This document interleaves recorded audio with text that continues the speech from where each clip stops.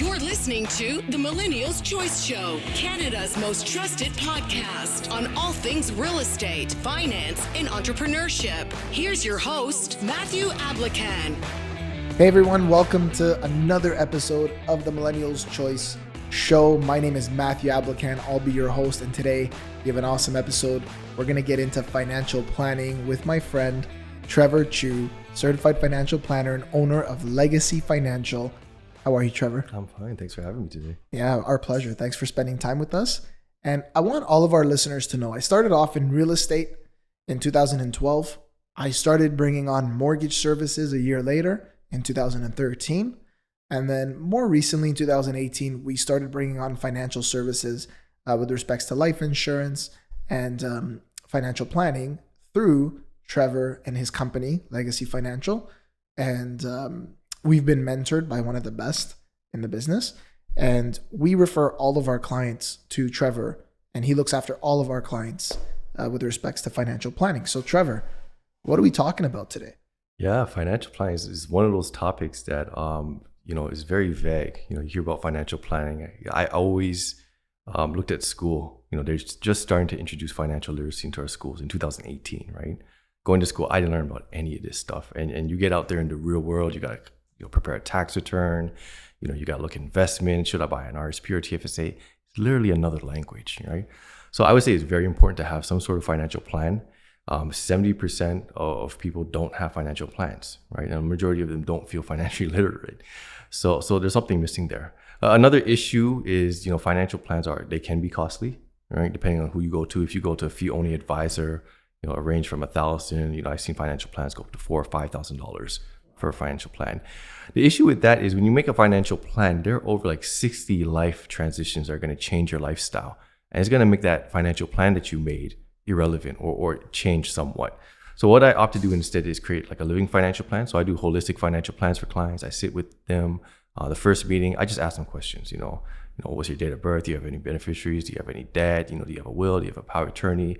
And I do a cash flow with them, and I do a net worth statement. And from there, I look at all their problems and their goals, and I figure out, what's the best way to get to those goals? And these problems, how can we solve all these issues that are going to come out? And a lot of times, clients, they don't know the issues that are going to show up. We've had several podcasts about the final tax liability on real estate or tax issues with probate or the length of time probate can cost. So those are all little nuances that are part of a holistic financial plan that we put together. So being a certified financial planner, we practice in the areas of financial management. So anything from debt management, cash flow. I used to be a mortgage broker, so I understand, how to qualify you for mortgages and how to deal with credit, debt consolidation, emergency funds. So that comprises financial management. And then also part of the financial plan, we have tax planning. So that's your tax plan. What are your taxes going to look like in the future? What are some strategies we can employ to lower your tax burden? Do you really need to buy RSPs or should you buy TFSAs? Questions like that. And then we have risk management, insurance. So insurance is another area that doesn't get much attention or is kind of, it's skipped over because it can be very confusing. So oftentimes we'll build a comprehensive risk management plan that will protect you in case of not only just death. So we find a lot of people, they just buy life insurance, but they're not really covering the most likely to happen risk, which is critical illness. You have a 1 in 2 chance of contracting some form of cancer in your lifetime, right? Next is disability insurance and then life insurance. So typically we'll look at all those areas too. And if you got a gap, then we'll show you some solutions that you can use. And some of these solutions are very attractive. Like I have a lot of policies that give me all my money back if I stay healthy, right? So that's the insurance planning side of it. Then you also have retirement planning as well, investment planning. So we do investments, pensions plans as well, and also legacy and estate planning as well. So all those 6 areas comprise a holistic financial plan.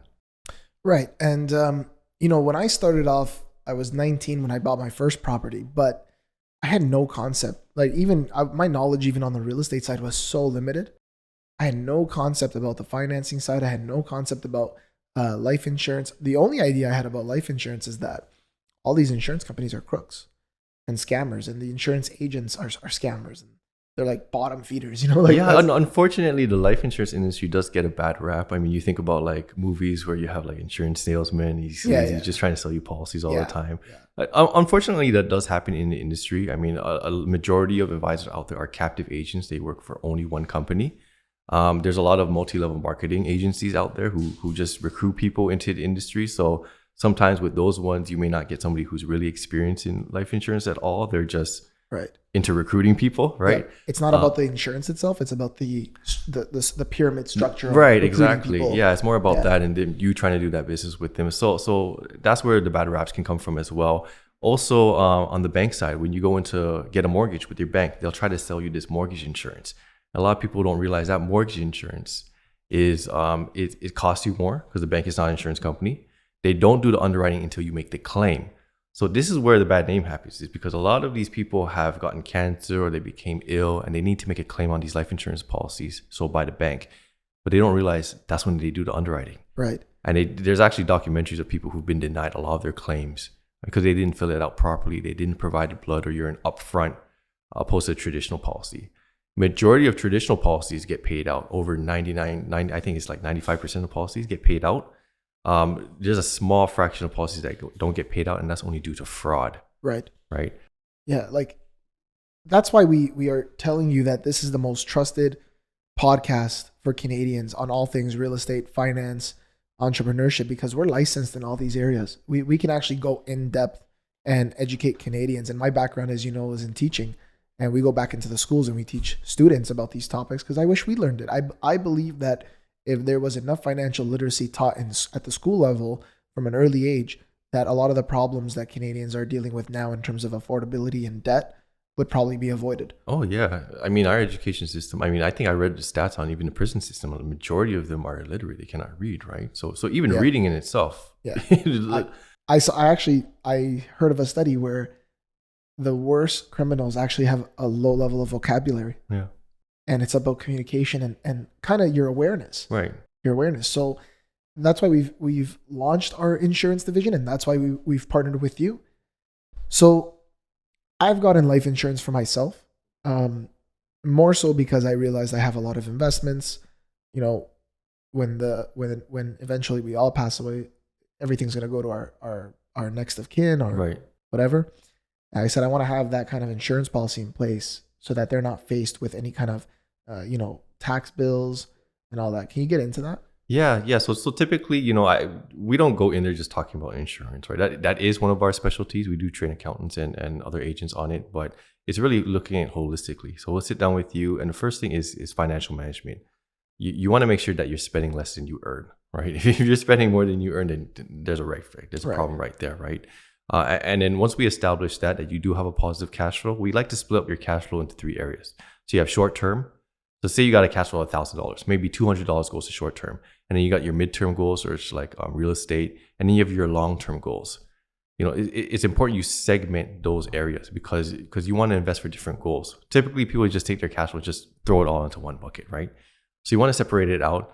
And then once you've established an emergency fund, which is typically at least minimum 3 months of your income, then you can start getting into like the permanent policies that you're talking about. But until you've established an emergency fund, you got a positive cash flow, I would recommend get just basic 10-year term life insurance.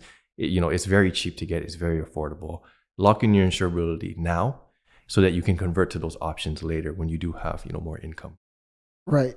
And the reality is whenever you're buying real estate and you get a mortgage, the lender will typically offer you mortgage protection plan insurance where you pay a certain amount each month, but the coverage goes down because they cover only the mortgage. And as you're making monthly payments or biweekly payments or weekly payments, whatever it is, then your mortgage amount is actually decreasing. So your coverage is decreasing, but your payment stays the same. Right. Yeah. So it's always, can we say always, or at least 99.9% of the time better getting a more affordable term insurance policy for more money? Yeah, I would say so because, even if you can't qualify for traditional insurance, you're probably not going to qualify for the bank stuff either, right? Yeah. So you have to think of the bank stuff kind of like group insurance, because group insurance and bank products that sell insurance, all the underwriting is done at claim time. It's not done up front. So it is better to get a traditional plan. Not only can it be cheaper and it'll go directly to your beneficiaries, they'll probably pay out the claim, right? Right. Life insurance policies, they all have a 2-year contestability period. So in the first 2 years, if you commit suicide, they will not pay out. If you commit suicide after 2 years, they'll pay out, right? I guess they figure you won't kill yourself after 2 years. And then the only other reason would be for misrepresentation. In the first 2 years, if they find something that you didn't disclose, they can cancel your policy. What's an example of that? So example is recently I had a client who, went to the doctor for anxiety because of COVID, and he forgot to disclose that on an insurance policy. Well, they did a post-underwriting APS, attending physician statement. So they got a doctor's report after the policy was issued. And because it within the 2-year time frame, they found that they canceled the policy on him and gave him back his money. But had they discovered that after 2 years, they couldn't do that. Yeah, so that's really the only way that they wouldn't pay out is because of fraud, or if they caught something in the first 2 years. All the other bad instances are either people buying insurance from directly from the bank and getting denied their claim, or a work group policy that just takes a long time to pay out. Right. So what are some basics to financial planning? What are some things that people should be looking at? Yeah, so whenever I do financial planning, I use these 5 key principles. Spend less than you earn. Have a plan for debt or avoid the use of bad debt. Plan for emergencies. So that would be the risk management and insurance stuff and emergency funds. Set long-term goals and give generously. So the whole financial plan is based on those 5 principles. And I believe that not even if an individual does this, but if a country does these 5 things, they'll do well financially. Right. One of those steps, which is don't really use bad debt. Yeah. So what's bad debt? Yeah. So bad debt would be stuff like that you can't write off the interest, like credit card debt on just stuff that you purchase, right? Yeah. Car loans, it could be bad debt. Student loan isn't as bad because you can write off the interest and it is tax deductible. An example of good debt would be like maybe a mortgage at a really low interest rate. Right. Or a debt that you can write off. So if you borrow to invest on an unregistered investment, you can write off the interest for tax purposes. So that could be another example of good debt, right? Interesting. Whatever debt you have, we always stress that you have a plan to repay that debt. Don't just borrow money and not have a plan to repay it. And it is good if that we can incorporate some sort of guaranteed way to repay that debt. Right. So what are some common mistakes or misconceptions people have about financial planning? That it can be very expensive. Well, for the most part, it is. I mean, I've developed a system and a way to do it efficiently, and a way that's very cost effective for the client. Because I want to be able to offer a family office experience to the family market, basically. So family office is like where you have a dedicated financial planner, you have an accountant, you have a lawyer all in one office, and you work especially just for that family. Yeah, and we just did an episode with Ahmed. Yeah. And it's so important. I wanted to do an episode with you guys because he's an accountant, and you're a certified financial planner. Right. But really, those two professionals should be working together as a part of your team, right? Yeah. And it becomes more crucial as you earn more because the tax problems get more complicated. And more money, more problems. And they get larger, right? So you want to make sure you have a cohesive team. If you, like how we partner with you, we get a client, we build a financial plan. We ask, can we work with Matthew and Millennials Choice? And they say yes. And we share the financial plan with you. Right. And we work together as a team. So you may send me a client that may not be ready for home purchase or mortgage yet, but I'll prepare them. I'll help them set up like a mock mortgage. I'll help them figure out their financing and their deposit. And then when they're ready, I'll hand them back to you to buy that property. Right. And that's so important. Like that's the whole idea. And I think as time goes on, this is going to be even more important because people are getting busier. There's so much information coming in versus we used to have to go out to look for information. Right. And things are always changing. Yeah. So it's important to have the right professional that specializes. Like we're licensed in the area of life insurance, but I don't do my own life insurance. Like, we just talked off air. Like I want to meet with you to revisit my own situation. Yeah. It can be very confusing. I mean, I have advisors. I do their investments for them. Right. And they pay me to do it, right? They can do it themselves, but they just don't want to. They don't have the expertise or they're not comfortable doing it. Right. And that's okay. Like for me, I hire Ahmed for our accounting because he's the expert. He's the guy. I don't want to learn and read about all the tax code changes and learn that, like you said, it's another language.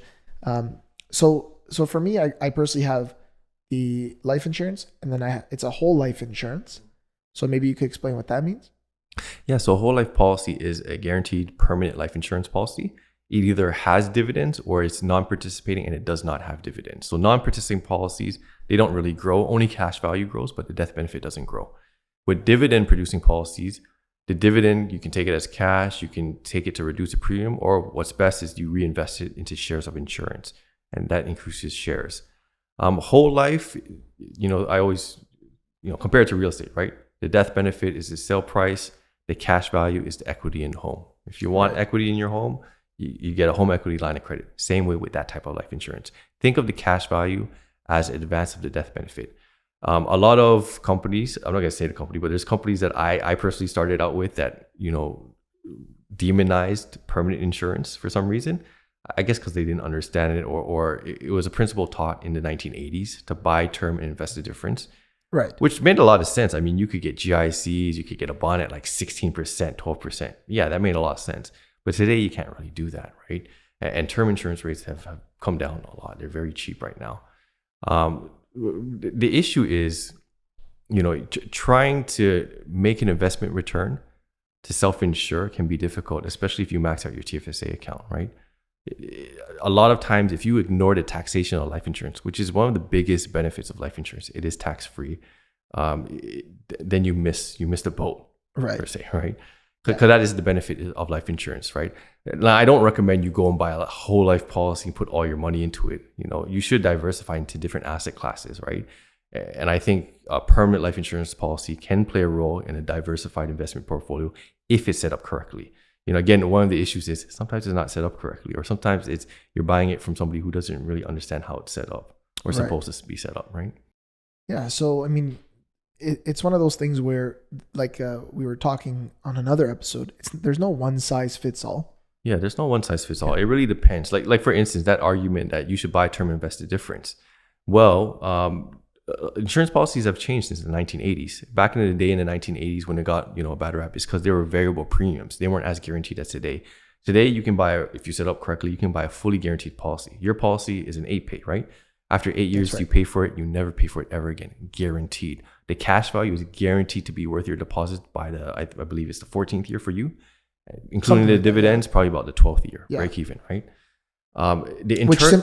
Which simply means that after year 12, I can take my premiums out of it. What you deposited into it, yeah. Yeah, and I'm not having to pay any interest on it, and I don't have to pay it back until. Right. Well, if you take a policy loan, you do pay interest on it, but the interest with certain companies, the company in particular that you have has a lower policy loan rate than their actual dividend. Their dividends are paying 6%.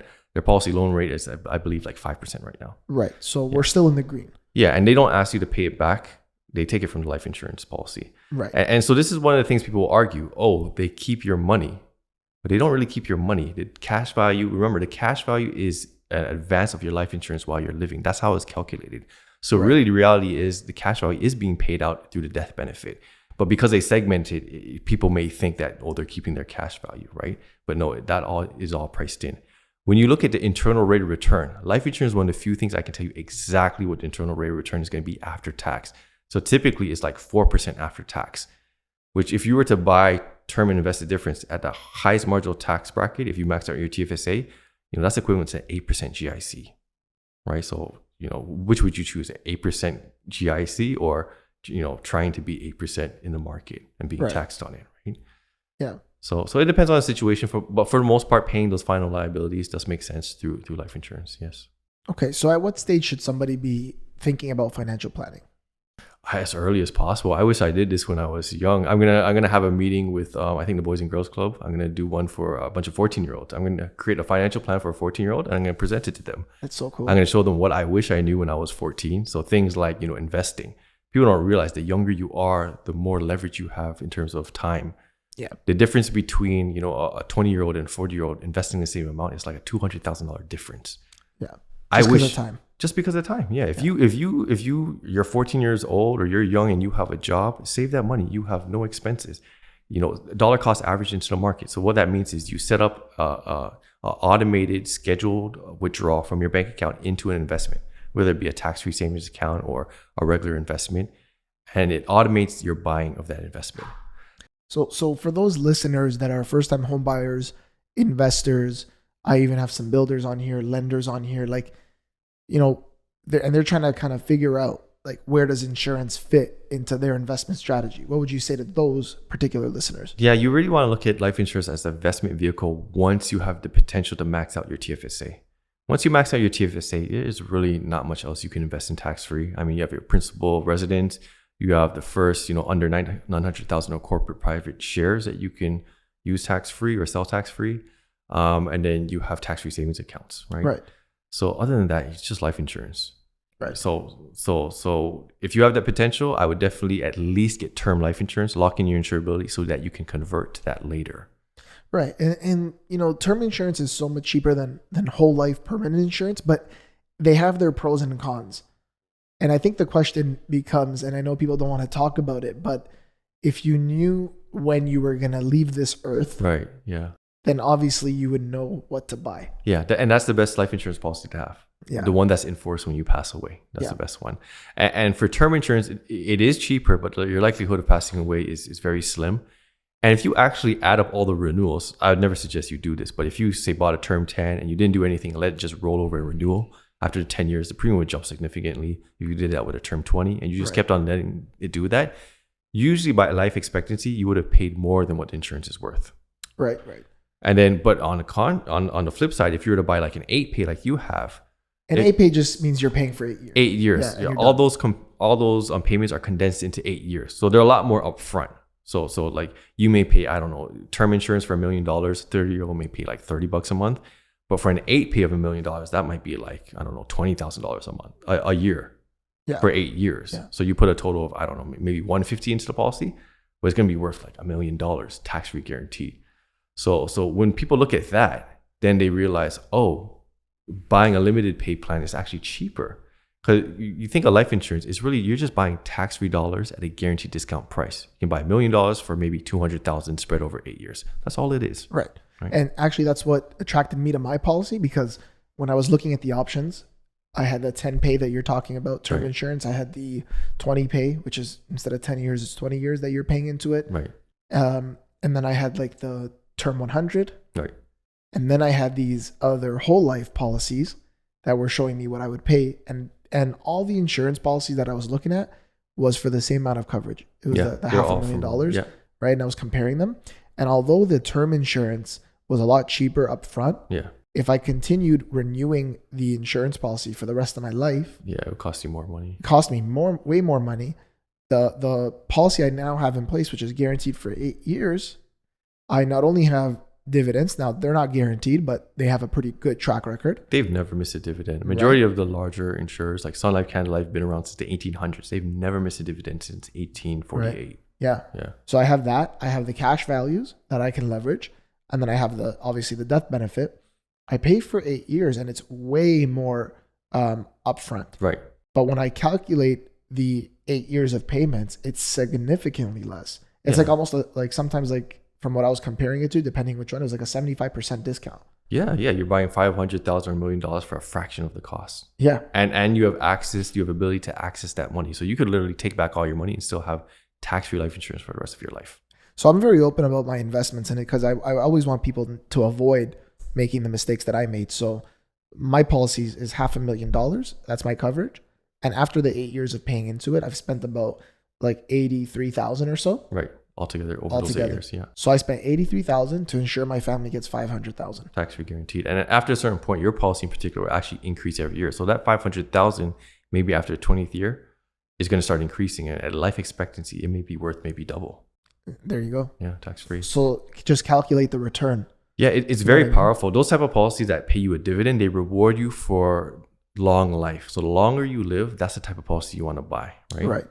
Can you get into when we used to do presentations in person? Yeah. And I'm looking forward to doing those. But we used to talk to people about how, Walt Disney and how Ray Kroc from McDonald's, how JCPenney, how Stanford University, former Senator John McCain, presidential candidate, like how they used insurance policies to actually fund their business or their campaign or whatever it was, their school.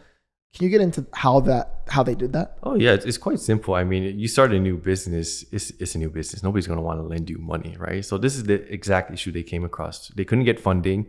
They had life insurance policies, large ones, and they borrowed from those life insurance policies because you're not required to show any credit capability. You're insuring your life, so you're leveraging yourself. You have access to this money anytime. They have to give it to you. Yeah, and it can be accessed tax-free as well. So someone like Walt Disney, he was getting rejected by a lot of banks. Right. So he basically took money from his life insurance policy, and that's how he started Disney. Yeah. Stanford University, one of the most renowned universities in the world, they were about to shut their doors. You'll be surprised. Majority of life insurers, the majority of their premiums are coming from large, ultra high net worth people. Like I think one insurer in particular, I'm not going to name their names, but 80% of their premiums come from less than 10% of their clients. Wow. Yeah, they're all high net worth cases. They're not even priced for the family market. They're going after like individuals who have millions of dollars, and their premiums are like $5 million a year, $10 million a year premiums, right? And they're not doing it. They're obviously not doing it because they need a life insurance. They're doing it for other purposes, right? Like obviously you still have a need for life insurance. You still want to leave inheritance. There's ways you can fund charity and promote other causes as well through life insurance, right? Right. And I noticed that there are a lot of cultural tendencies when it comes to intergenerational wealth. Right. I think a lot of people, when they get excited on the buzz of investing and buying their first property, they think of it as a way to pass it down to their family, which is true. Yeah. But there's a way to do that that's efficient. Yeah. So a lot of people don't realize, if you do it traditionally through a will, it's public knowledge. It's going to go through probate. It's going to cost you 1.5% minimum plus lawyer and accounting fees. And it's going to take a long time to settle. You can simply avoid that process by holding investments with either a life insurance company or a mutual company. And when they do that, one, they give you guarantees. It's creditor protected, and it bypasses probate. You name a beneficiary directly in the contract. Even RSPs and TFSAs at the bank now can be contested even if they have a beneficiary on them. In fact, what's being recommended is now if you go to the bank and make a beneficiary on your RSPs or TFSAs, you write a letter of intent specifying why you're making this beneficiary designation. Otherwise, it could still be contested. Right. But that's not the case with life insurance. Life insurance gets paid out immediately. So for that reason, it's an estate planning tool.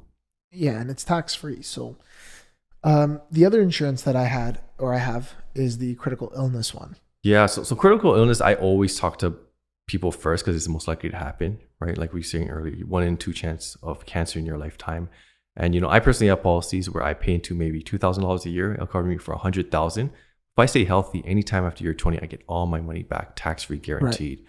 So your only cost is your opportunity cost. What would you have earned on $2,000 a year at the bank? Nothing, and it's taxable. You lose money with inflation. Right. So why not have access to $100,000, $200,000 if you were to contract any form of critical illness? Right. So that's one thing I talk about. Another thing that people should be aware of is also disability insurance. That is not as much prevalent because most employers will give you some form of disability insurance. But if you make a lot of income, you make significant income with your employer, you'll be surprised to know that majority of your income probably is not insured under that group policy. Most group policies, again, they do the underwriting at claim time, not up front. And usually there's a maybe $2,500 per month non-evidence maximum. So meaning that they'll pay out on the first $2,500 without you providing evidence. But after that, they may or may not insure that income. Right. So that's another area to look into as well. Yeah. And when we're talking about underwriting, so think of it when you're doing a mortgage, the lender wants to know everything about you. Right. But your finances. That has to do with your finances, right. Your credit, your employment, your income, where the property is, in order for them to feel confident to give you the money for the mortgage. Right. It's the same thing with underwriting on the insurance policy.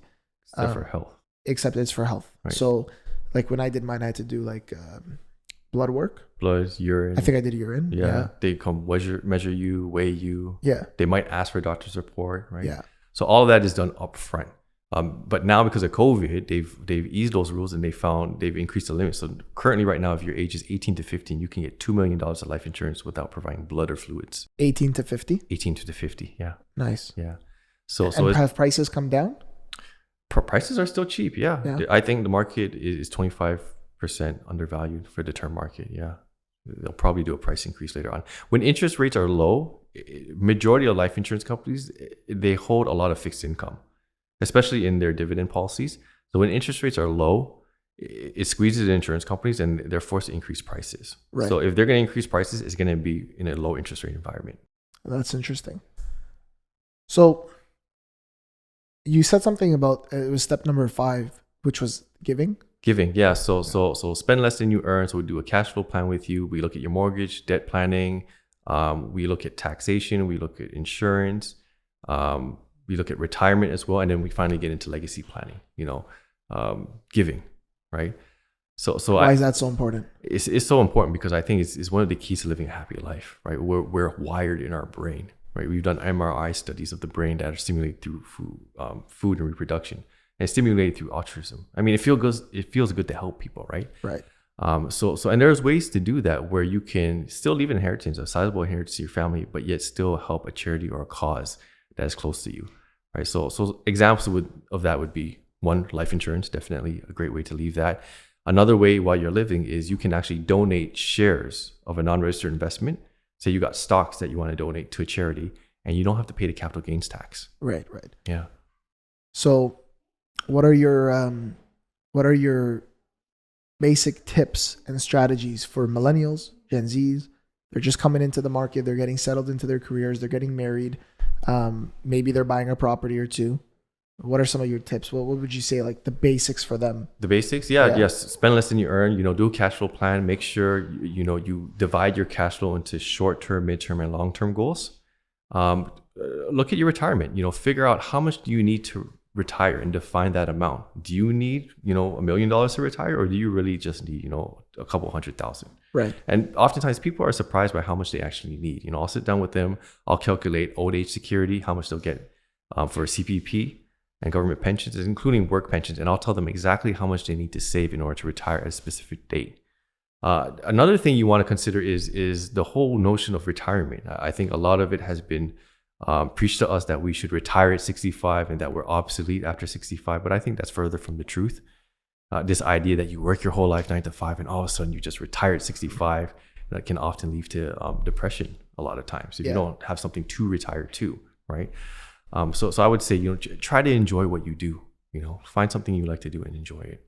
Yeah, I was having this conversation actually this morning with somebody, and he said, and Carson, we were talking about it too, our video man Carson here, where I think it's in those years where you're approaching the retirement where you can bring in all the valuable lessons, experiences, know-how, and those could be like some of your best years. Oh, absolutely. Yeah. And I think the whole idea of the retirement at 65, that comes about from different kind of maybe agendas on society about pensions and things like that. It was really introduced and popularized in the States. There was a guy who built this like resort, I think it was the 1960s or 70s, could be earlier. And he basically marketed it as, a resort. And that's how he pitched the retirement. And ever since then, people have been pitching this idea of retiring and just retiring to the beach or resort for the rest of your life.